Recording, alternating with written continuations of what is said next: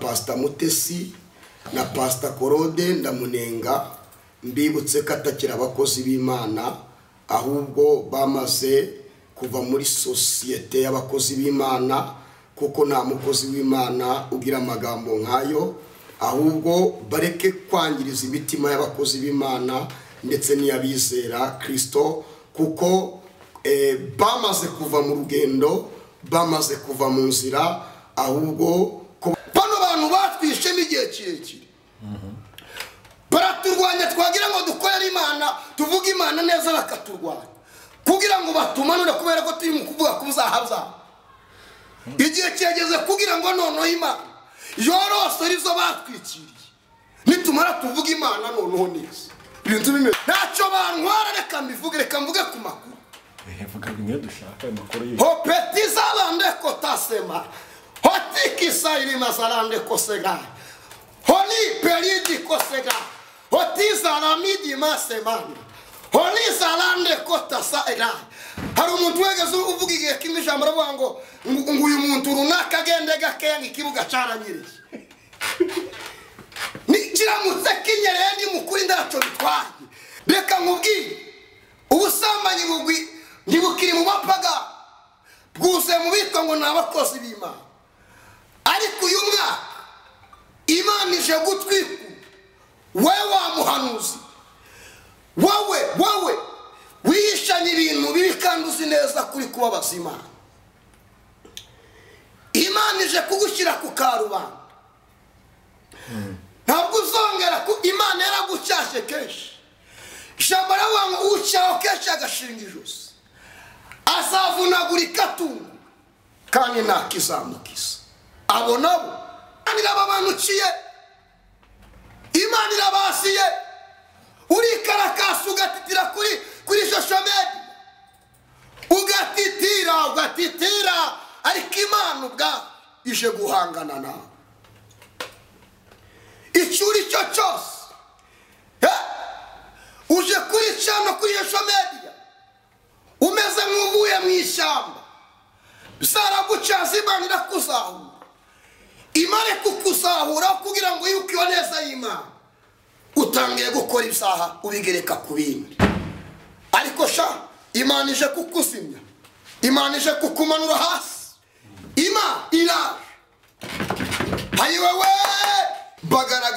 bagaragara nk'itungo niko ijambo ry'Imana rivuga bamaze gupfa mu mitima Imana ntibabona abo si abakozi b'Imana ahubwo Imana igiye kubakura mu kibuga hari uwegeze uvuga ngo ikibuga kiranyerera ariko kandi kigiye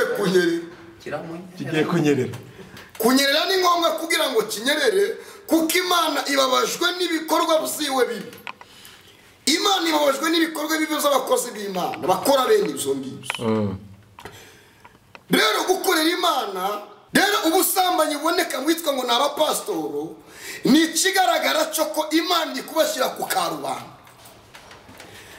batangiye kugaragara kubera iki nuko igihe cy'Imana cyo kubagaragaza kigeze si bariya gusa bagaragaye n'abandi bagiye kugaragara n'abandi bagiye kuboneka benshi batandukanye kubera iki nuko kwatura wageze ku kinyamakuru ntabwo byemewe kuki batatuye mbere batarajya kuri social media batuye kubera ko abantu bagize gute babamenye bariho barabudika baro bashaka kubibingitirana ukuntu kubifudika ndubifudike di kuki utatuye mbere se warobe kuwasamba Imana igiye guhagurutsa leta yacu y'ubumwe y'u Rwanda kugira ngo iyikoreshe akazi kubw'umwuka wera w'ubutsinzi bavane bano bantu mu nzira kuko barakora amakosa bayasi Imana ije kurwana na kubw'ishyaka ry'umurimo wayo gusa nicyo kimanuye Imana inama imwe gusa penita sangwe gari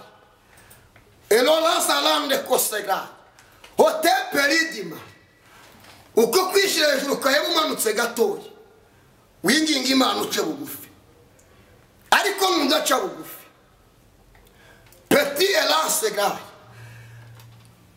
abo wanuriye ngo bazajya hari Telizelance mu gihome nawe uzajyayo kandi ntabwo bitinze kuko Imana yarababaye. Tangaza mukora safa y'abantu barahirima, abadayimoni ngo bari kuvuga, muzana imbago mu rusengero n'ivyinshi bitaruke sinabirondora, mwakoraga ibitangaza mu izina ngo ryiwe, urumva ivyanditswe bigiye gusohora. Bano batekinisi, bano bapagani bo mu rusengero, Yesu yabayishuriwe mbere abavugaho bataraza, none baraje. Rero igihe cyo kugira ngo bagaragare kirageze. Kirakubarira yarakubwiye wanga kumva, ariko icyizere wewe haracyari n'abagenzi be bari inyuma yawe, nabo bagiye kugaragara. Ntuvuge ngo usebye wenyine, oya ntabwo usebye wenyine papa, haracyari n'abandi bari inyuma yawe benshi, uretse ko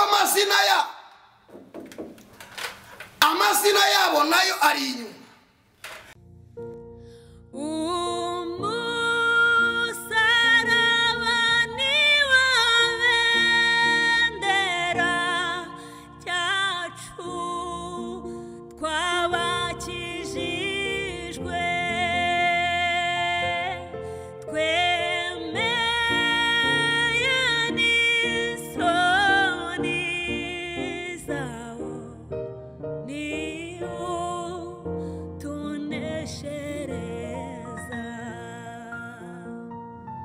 Reka nizere ko umeze neza kandi uri amahoro aho uhereye hose mu bice bitandukanye byose. Neza y'Imana ibari nawe kandi umugisha w'Imana ukomeho, ndetse n'abawe bose. Ni Niba mvugana n'umusaraba TV, kora subscribe n'umwe utarayikora, tujye tubana mu biganiro byose tunyuzaho umunsi ku munsi. Ndi kumwe n'umukozi w'Imana Hakiki Daniel. Amen. Uraho neza? Turashima Imana n'abantu bose. Umeze neza? Tumeze neza, ntacyo dushinja Imana, turacyarinzwe nayo. Yego, twishimiye kukwakira kuri uyu munsi kandi twishimiye kubana nawe. Amen. Umeze neza? Meze neza cyane. Imana irakurinze. Iracyandinze kandi ikomeje gukora imirimo n'ibitangaza. Yego. Nshuti muduteze amatwi muri kano kanya, n'uyu tugiye kubana nawe muri kino kiganiro kivuga ubutumwa ko nkuko mubizi hajye ducishamo akantu gato tukavuga tukagira ibyo tuganira, ubundi akinjira mu ijambo ry'Imana. Umuvuga butumwa n'umuhanuzi akanatanga impuguro zitandukanye ku bantu b'Imana. Reka manze musabe rero asenga Imana, ubundi twinjire mu kiganiro cyacu cy'uyu munsi. Baba, katika jina la Yesu Kristo, Baba Mwenyezi Mungu, Baba mwenye rehema, tumekusifu kwa kutujalia neema kubwa hii tupate wakati wa kusimama mahali hapa. Wabwe icubahiro, Yesu umugisha umuntu wese tugiye gutaramana, ndetse ukora ibidasanzwe, wigaragaze umuntu wese dukurikirana uko bwije nuko bukeye. Umeze umugisha mu izina rya Yesu Kristo Nazareti. Amen. Amen. Imana igumugisha ku ijambo ryiza. Eko ndashaka yuko rimwe tuzabwiriza ukabwiza mu Giswahili gusa. Ndumva shaka yuko hari abantu nabo bamenya ubutumwa bwiza bwa Yesu Kristo bari mu bihugu bikoresha Giswahili, no tukababwiriza ubutumwa bwiza bwa Yesu Kristo. Wabugize neza, nanjye Giswahili ndagikunda cyane. Iyo tuvuze ku Giswahili mpita nibuka ururimi rw'iwacu, mpita numva ibintu bimeze neza. Yego. Yego. Urakoze cyane. Uri umukozi w'Imana, uvugira Imana ikunyuzamo amagambo yawe. Ubushize nakubajije ndivwa ni iki cyakorwa kugira ngo ivuga butumwa mukora rigire umumaro mu baryumva. Turi kwibaza tukavuga tugasanga nubwo muvuga ubutumwa, nubwo muhanura, ariko abanyabyaha baracyahari. Buri munsi turasanga ibyaha byabaye, buri munsi turasanga Riba abantu yerekanye yafashe kandi bayobye, kandi twara tugasanga insengero zabaye nyinshi, abahanuzi ku munsi baravuka babaye benshi, insengero tukibaza kubera iki hataboneka impinduka. Twarabigana icyo kintu twaganiye ku bantu batubonye mu kiganiro cy'uyu munsi batarabikurikiye, basubire ku Musaraba TV. Iki kiganiro rakibara niyo kintu twaganiye kandi wabisobanuye neza. Ibyo byose gusa tuzongera tubisubukuraho, tuzabivugaho uyu munsi. Rero nta kintu ndi kwibaza. Yego, tumaze iminsi tubona saga zinyura ku social media kandi z'abakozi b'Imana. Yego, harimo witwa Pastor CLAUDE na Pastor Mutesi. Kugeza ubwo bigaragaye yuko Pastor Mutesi mu ijwi yavuze ati nyabara buri icyo ari kunziza nuko yasabye nkamwima agatanga n'ibimenyetso. Yego, Pastor CLAUDE nakavuga ati navugisha ukuri ko twasambanye, Imana yatubabariye. Yego, nkibaza ibintu nurabyumvishe zino saga warazumvishe. Iyo wumvishe umukozi w'Imana kuri social media avuga ubutumwa bw'Imana, wavugaga ubutumwa bw'Imana kandi bivuge gutyo, ariko umunsi akare uvuga ngo narasambanye, twebwe bayoboke, twebwe bayoborwa bimeze bite?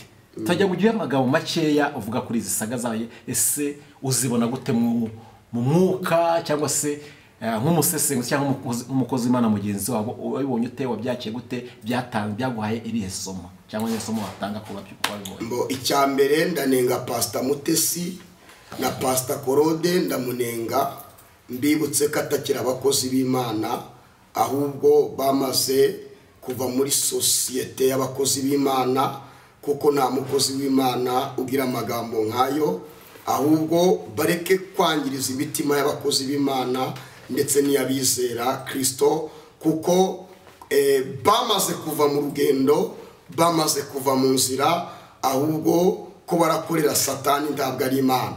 Pastor Mutesi ntabwo ari mu rugendo, Pastor CLAUDE ntari mu rugendo, bose ni bamwe nibongere basubire ku kagezi bahamagara imbaraga z'Imana zongere zigaruke muri bo kandi nibemere ko baguye bamaze gutakaza inzira nda CLAUDE nta Mutesi bose ni bamwe.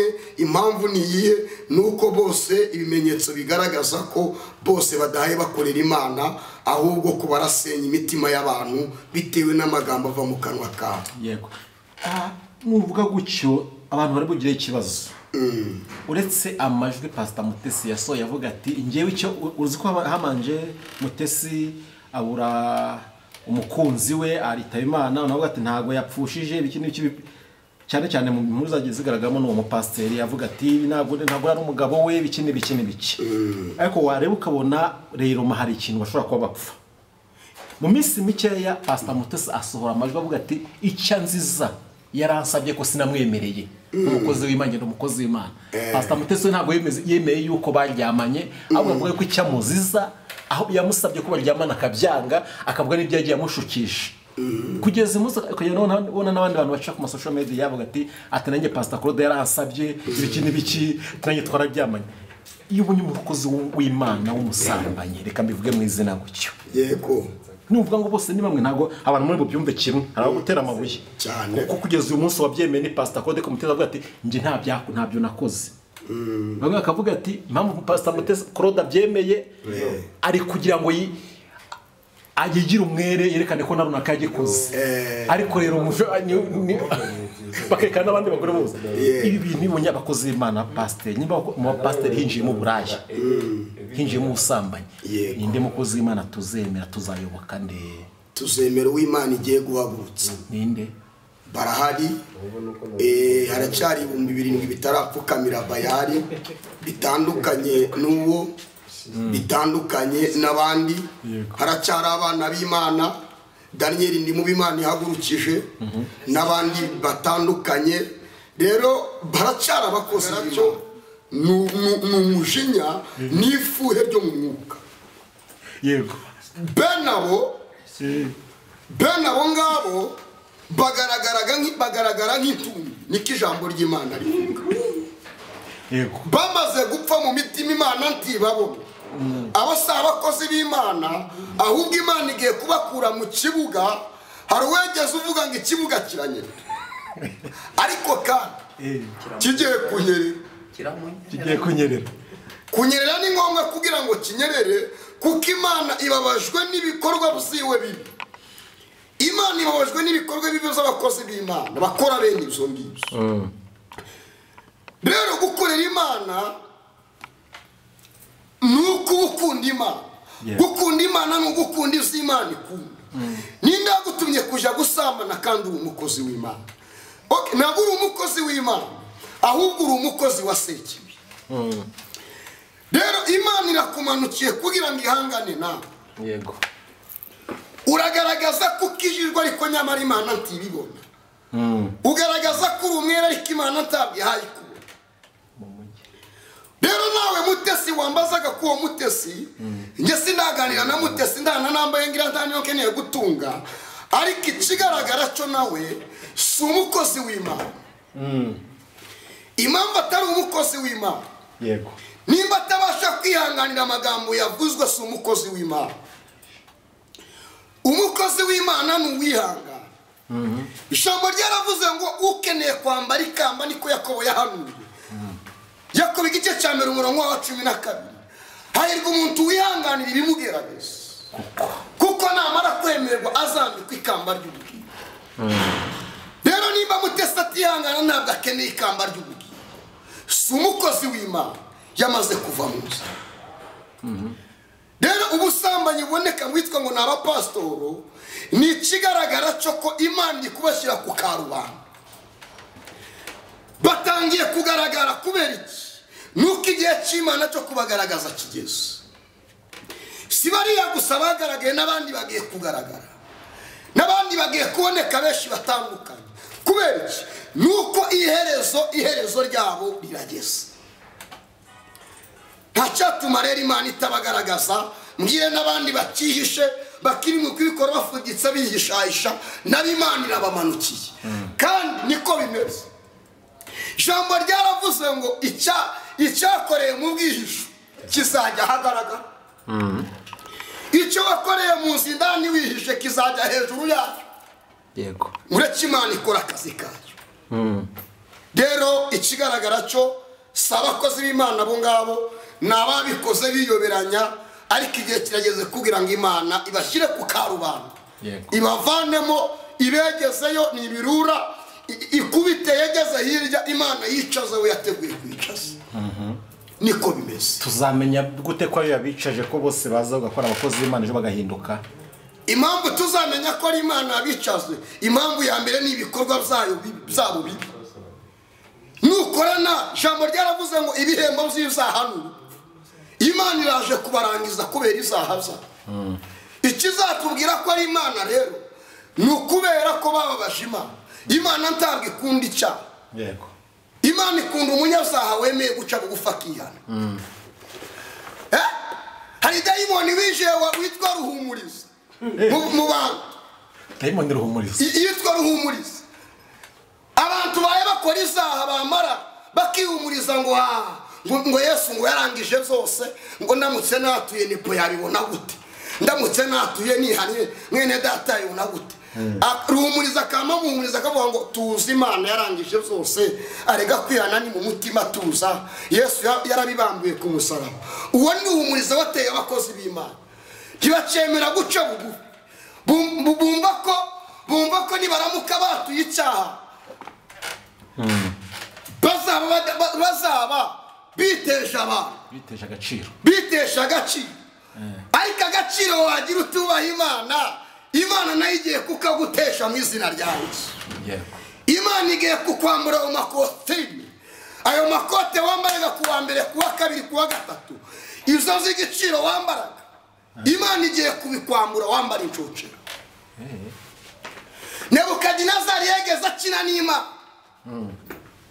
agira ngo Imana ni mugenzi we, imara imujana mu ishambiyo. Bano bakozi b'Imana nabo bakinye n'Imana, batura izina ry'Imana mu kanwa kayo bakora izaba itanduka. Ariko Imana data nkorera, Imana impagurukije mu gihe nk'iki, Imana irabamanukiye mu izina rya Yesu. Utarajya kwatura wageze ku kinyamakuru ntabwo byemewe. Kuki batatuye mbere batarajya ku ishosho medi? Batuye kubera ko abantu bagize gute babamenye. Bariho barabudika, bariho bashaka kubibingitirana ukuntu, kubifudika. Ntubifudike di, kuki utatuye mbere se? Wariyoboye kuwasambanya. Wakabaye waratuye mbere hose. Imana ikeneye ko wiga guca bugufi. Icyo uri cyo cyose Imana ikeneye ko wiga guca bugufi. Hile ndio Mungu ametaka kwa maisha yako. Iki Imana ikeneye. Rero kuba yaratuye kubera kageze ku kinyamakuru, izo nta gaciro. Karabesha abantu kugira ngo agaragaze ko icyakoreye mu rwihisho, kuki atakirangirije mu rwihisho ngo yature yererane n'Imana. Impamvu bizanye ku banyamakuru karereka abantu ko yatuye. Rero mureke Imana igaragaze, mureke izanditswe bisohore, mureke izakoreye mu rwihisho bijye ku karubanda. Navuga ngo n'ubutsinze kubizera Imana by'ukuri. Kubera bano bantu batwishe n'igihe kirekire, baraturwanya twagira ngo dukorere Imana, tuvuge Imana neza bakaturwanya kugira ngo batumanure, kubera ko turi mu kuvuga ku byaha byabo. igihe kirageze kugira ngo noneho imana yorose rizo batwikiriye nitumara tuvuga imana noneho neza ibintu bimeze neza ntacyo bantwara reka mvuge ku makuru vuga bimwe dushaka amakuru ye hopetiza lande kotasema hotikisa ilima zalande kosega holi peridi kosega hotiza lamidi masemani holi zalande kotasa ega hari umuntu wegeze uvuga igihe kimwe ijambo aravuga ngo uyu muntu runaka agende gakeya ikibuga caranyiriye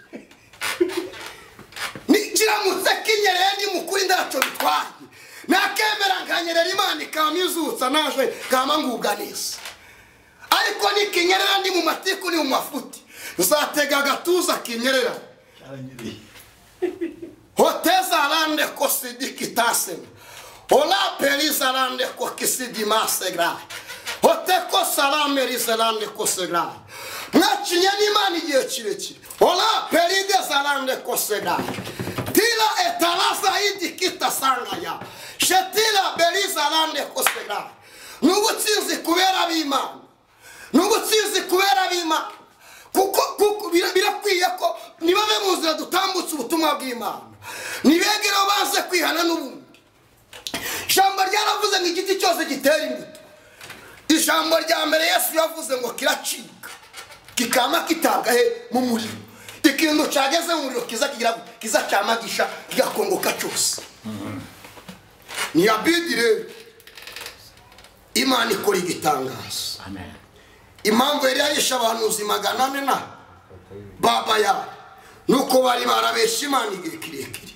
imana irababara imana ibabaye ihagurutse ubutabazi imana igiye guhagurutsa leta yacu y'ubumwe y'u Rwanda kugira ngo iyikoreshe akazi kubw'umwuka wera w'ubutsinzi bavane bano bantu mu nzira kuko barakora amakosa bayazi imana ije kurwanana kubw'ishyaka ry'umurimo wayo gusa nicyo kimanuye imana nuko bimeze amen ariko ngo no mu buhanuzi namwe ngo ntago muri shyashya ngo arabo musipasiga bajya bahamagara abantu tubansengeye ati ngwino gusengera akahita buzabaye kuvugana biri kuvuga mu bahanuzi namwe ko mutari shyashya ntago ari abapasiteri dore abantu bawe barasinziriye amagare yabo ari ku miryango ategereje abagenzi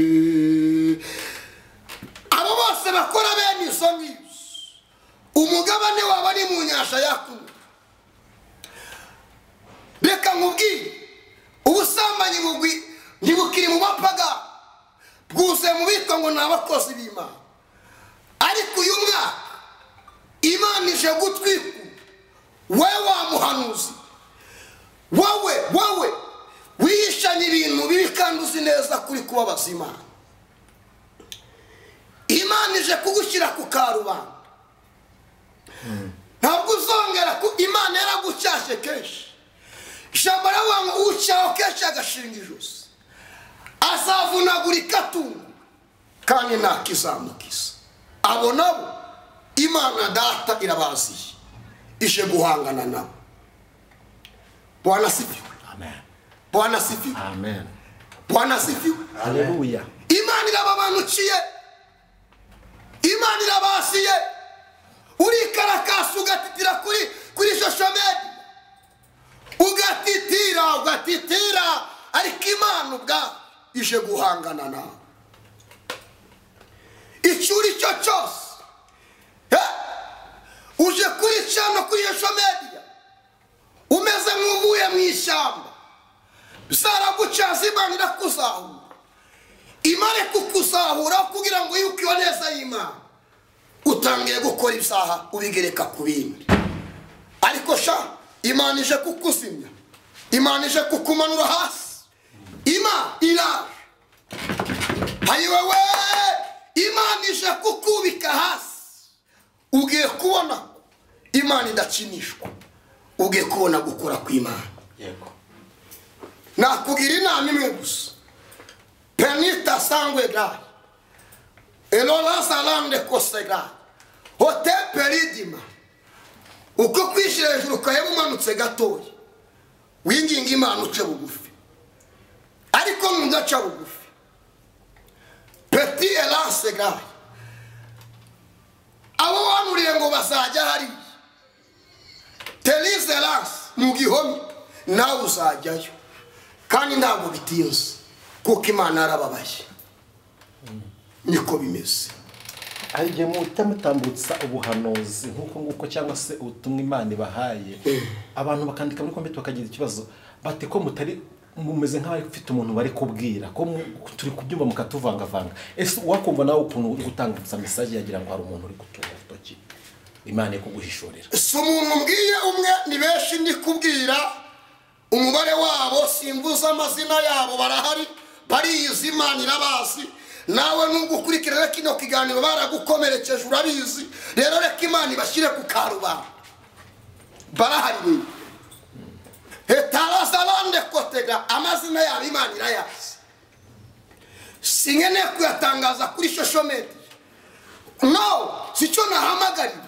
Ahubwo Imana yazanye kugira ngo ntangaze amakuru, mvuge ngo izo bakoze byose bishahisha, Imana ije kubashyira ku karubanda.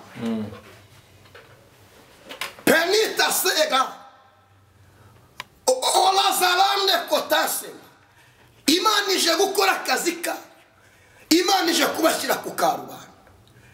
Kuvuga amazina yabo barizi, ndabizi Imana irabakoranya bose, kino kiganiro baracumva. Nibatihano Imana iraje ije kubashyira ku karubanda, kandi bazavunagurika batungwesha ntakizabakiza, kukarika kanwa kuwiteka kavuze. Navuga ngo Imana iguhe umugisha kubyo dusobanura twari turi kubanziza umuganda. Reka tugwe n'akanya winje no mu ijambo ry'Imana kandi uza no gusoza nta kibazo. Ndavuga amasegonda si minuta ubu nanasoje. Message Imana ashakaga yayitambukisha. Otepera zalande kosikitasema lobe zalande kuwega. Daniel nzamvuga ntabwoba mfitiyo natumwe n'Imana, mba numva mfite confidence kuko nimpfa mbi kuvuga Imana zihangana, aho zaba ngiye ni mu bwami bwayo ni mu ijuru ntahani zaba mpayengana. Rero kumbwira ngo yeye ntabwoba mfite bwo kuvuga Imana yaje. Nzayivuga neza kugeza ku iherezo, nzayivuga neza kugeza kugufa. Matayo igice cya 7 umurongo wa 21. Matayo ungiriye neza wansomera kugira ngo mbite senga n'Imana, sindi gutinda hano kuri kamera. Matayo 7:21. Reka dusome mu izina rya Yesu Kristo. Soma Matayo 7:21. ngiyo. Reka dusome mu izina rya Yesu Kristo. Matayo 7 umurongo. Petila zaidi kisase 21 umurongo umwe. Umuntu wese umbwira ati mwami mwami, Imana irangumye iravuze ngo umuntu wese umwiruti mwami mwami si uzinjira mu bwami bwo mwijuru. Nubwo yavuga mu ndimi nk'iz'abamarayika, nubwo yatera haleluya zifite imbaraga zimeze gute, nubwo yagaragara mu makote nk'ukiranuka, akavuga mwami mwami ku cyumweru no mu mibyizi, ariko Imana iravuze ngo uwo siwe uzabona Imana, keretse ukora ibyo data wo mu ijuru ashaka. ariko Imana iravuze ngo uzabona uzayibona.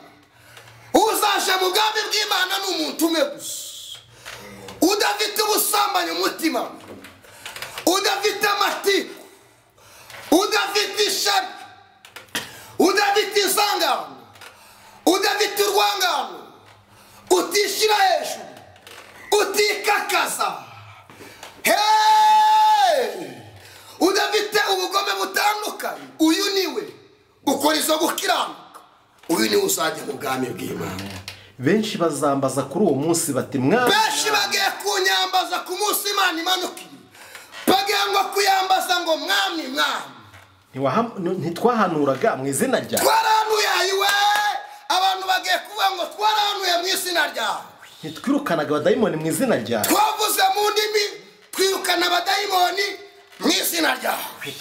Ntitwakoraga ibitangaza byinshi mu izina ryawe? Twakoze ibitangaza, mukora safa y'abantu barahirima, abadayimoni ngo bari kuvuga, muzana imbago mu rusengero, nizishira itaruke sinabirondora, mwakoraga ibitangaza mu izina ngo ryiwe urumva izanditswe bigiye gusohora bano batekinisiye bano bapagani bo mu rusengero Yesu yabayishuriwe mbere abavugaho bataraza none baraje rero igihe cyo kugira ngo bagaragare kirageze komeza nibwo nzaberurira nti ubwo nibwo agiye kuza kuberurira sinigeze kubamenya hari abantu bagiye gutakambira Imana bitagishobotse n'amatakira ngo ni nka wa wundi Imana inamucashe kuwa mbere ati ugiye wakiyanye ndagushira ku karubanda kuwa kabiri wakiyanye ndagushira ku karubanda none Imana imushize ku karubanda ngo Mana mbabarira izo bintu se birashoboka reka emera Imana ikugaragaza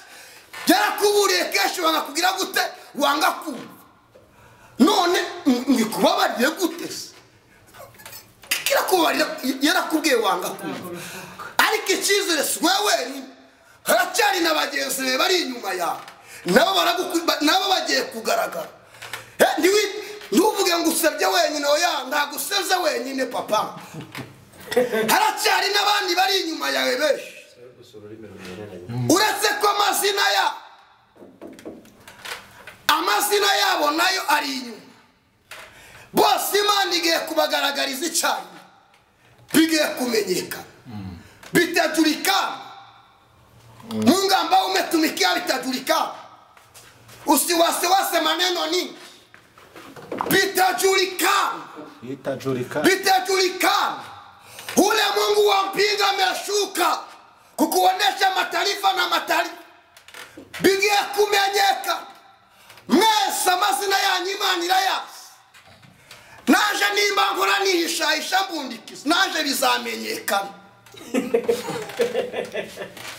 undi wese uko bigiye kugaragara niba wari umukozi w'Imana koko cyangwa nimba wari ibandi ryo mu rusengero cyangwa nimba wari mayiwabo yo mu mwuka bigiye kumenyekana kandi ntabwo ari kera nivu igihe cyageze igihe kirasohoye soma hari twendereshe sinigeze kubamenya ni mwumva imbere mwa nkozi z'ibibi muri nkozi z'ibibi ntabwo Imana yigeze kubamenya niko ijambo ry'Imana rivuze nutera ibuye rimwe rirafata Yesu kandi ntabwo riri bufate arahita ricakira nushaka kuri ndebe ntiryangeraho ntizakunda ariko reka tujye tuvuga ukuri ibandi tubivuge mu izina ryaryo umusambanyi tuvuge mu mazina yeruye apana iby'imigani kuko abantu bari mu kuvuga ibyaha ugasanga umuntu yakoze icyaha ariko ntaha yakihana karagishakira titira kivugamo karagisiga amavuta atandukanye kugira ngo gishakire ubundi bwiza butandukanye icyaha n'icyaha isura y'icyaha gusa ariko aravuze ngo azavuga ngo nimwumve imbere sinabamenye burya mwahanuye sinabamenye kuko mwasambanaga burya mwavuze ubutumwa sinabamenye kuko mwakoze ibyangwa naje burya mwavuze mundi ari abantu bazi kuvuga mundi migama akamavuga mundi mukavuga uti ijuru yakengutse n'ukuri kw'Imana kandi ukamubwira ngo ayavuga ibintu by'ukuri ariko aravuze ngo sinegeze kugira gute kubamenya icyo agiye gukora ni ikirere agiye nyine kubigaragaza mu bantu bose ko atigeze kugira gute kubamenya burya mwahanuraga ntiyabamenyaga aje kugira gute kubigaragaza Peliza lande kosa ibuka bwa busambanyi bwawe Daniel ntabwo nakubonaga ariko yo yarakurebaga ibuka izo wakoze bitandukanye Imana y'ubwayo yakubonye yakuremye ikaguhamagara ije kugira ngo ikugaragaze none n'abatarabibonye bimenyekane ko Imana ije guhangana nawe ndasoje ndengeje kuri izo ngizo nabangiye kuvangirwa reka ndekeranye ngaho sengera Imana twitahire Baba katika jina la Yesu Kristo n'izina ryawe ryera ndagushimiye kubw'iyi message dutambukije uduhaye ureke isura benshi batandukanye ukora ibidasanzwe ku bwayo ineza igaragare kubw'iyi message urakoze ku muntu ugiye kumva kumuhaye umugisha kandi ugakiza imitima y'abenshi kubw'iyi message n'izina rya Yesu Kristo amen. Nimero ya telefone 0788 72 91 46 mpamagara nyandikira mu izina rya Yesu amen.